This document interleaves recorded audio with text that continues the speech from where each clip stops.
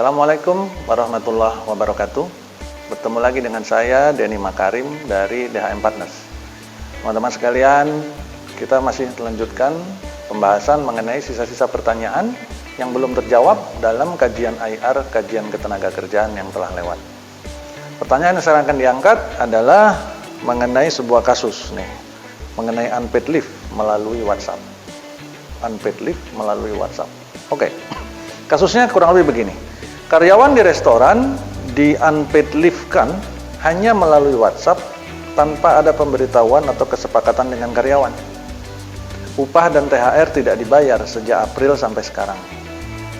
Mengabaikan Kepmenaker tentang perlindungan pekerja yang terkena dampak COVID-19. Apa yang harus dilakukan oleh karyawan yang bersangkutan?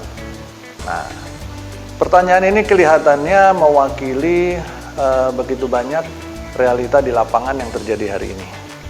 Ya. Dan ini menyedihkan teman-teman semua karena ternyata begitu banyak oknum di lapangan, oknum HR, oknum manajemen, oknum perusahaan yang berani melewati, melanggar, mengangkangi peraturan yang sudah ditetapkan. Ya. Hal penting yang perlu kita pahami adalah merumahkan karyawan, karena unpaid leave ini berarti sebuah keputusan untuk tidak memperbolehkan karyawan datang ke kantor sebenarnya. Hanya metodenya menggunakan unpaid leave, ya. Jadi cuti yang tidak dibayar. Cuti yang tidak dibayar ini kurang lebih sama seperti merumahkan karyawan tapi tidak dibayar. Nah, prosedurnya sudah sangat jelas di dalam Kepmenaker tadi, bahkan dalam surat edaran yang dikeluarkan oleh Ibu Menteri kita sekitar bulan Mei atau Juni, di sana sudah disebutkan prosedur utamanya adalah berbicara atau berdiskusi atau berunding dengan karyawan atau serikat pekerja untuk mencapai kesepakatan.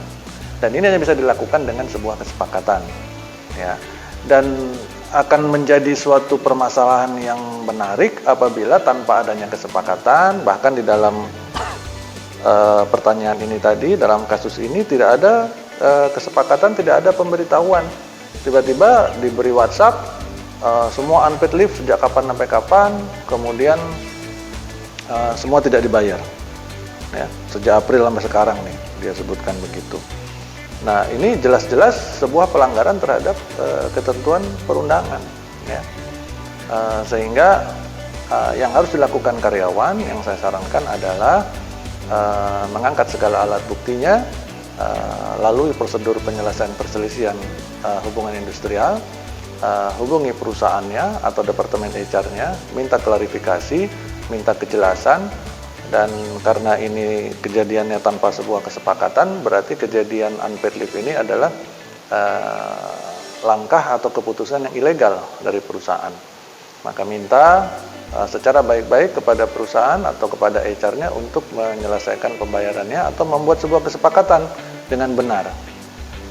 Apabila itu tidak tercapai kesepakatannya, maka si karyawan bisa maju ke tahapan yang kedua setelah bipartit tadi, maju ke tahapan mediasi melalui Dinas Tenaga Kerja setempat.